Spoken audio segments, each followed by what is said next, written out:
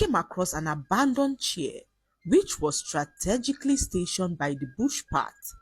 Idara tried to walk past the chair, but something seemed to draw her to it.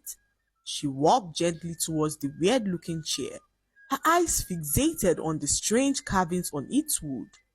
Once she approached the chair, she felt an urge to sit, and before she knew what was happening, she was sitting on the chair. Once upon a time, there lived a very stubborn girl named Idara who lived in a small village with her parents.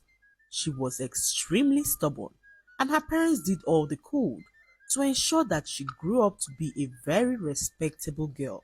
But Idara was not willing to listen to her parents. She was so antagonistic and never listened to whatever her parents had to say. Idara had a mind of her own and did whatever she wanted.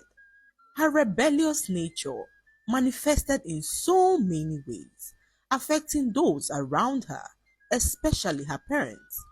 One hot afternoon, Idara's father fell terribly ill, and Idara was not willing to care for him as she had somewhere to be.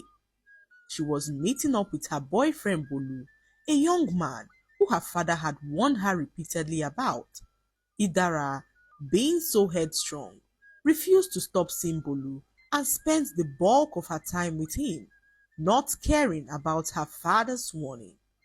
That afternoon, as she prepared to leave the house to go see Bolu, her father called her to the side and pleaded with her to deliver a small package to a certain address in the village.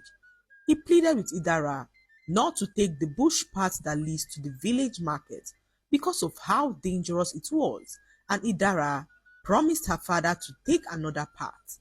She felt reluctant helping her father, but seeing how sick he was, Idara had no other option but to agree. She left the house with the box as she headed to the address her father had given to her. After walking for some minutes, Idara decided to walk through the bush path that led to the village market. It was the fastest route to her destination, and Idara was not willing to take a longer route because she knew that Dayo was waiting for her. As Idara walked briskly on the path, she was confronted by some young men who snatched the box from her hand and ran away. Idara did all she could to retrieve the box, but couldn't, as the men overpowered her and got away. She returned home and narrated everything that happened to her father, who had an instant stroke from the news.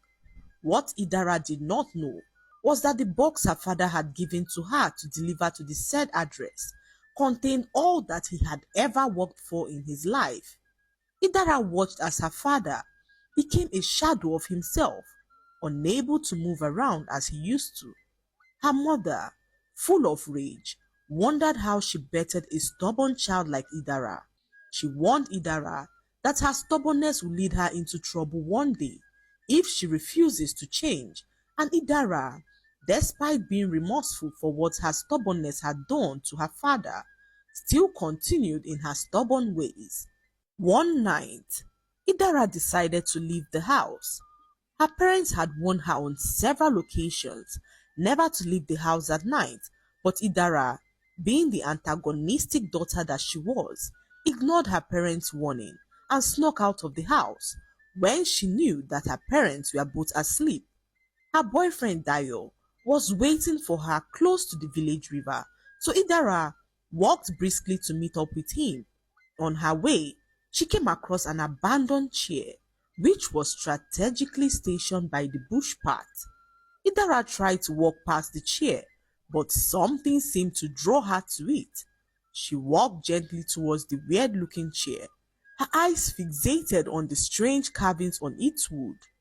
Once she approached the chair, she felt an urge to sit, and before she knew what was happening, she was sitting on the chair.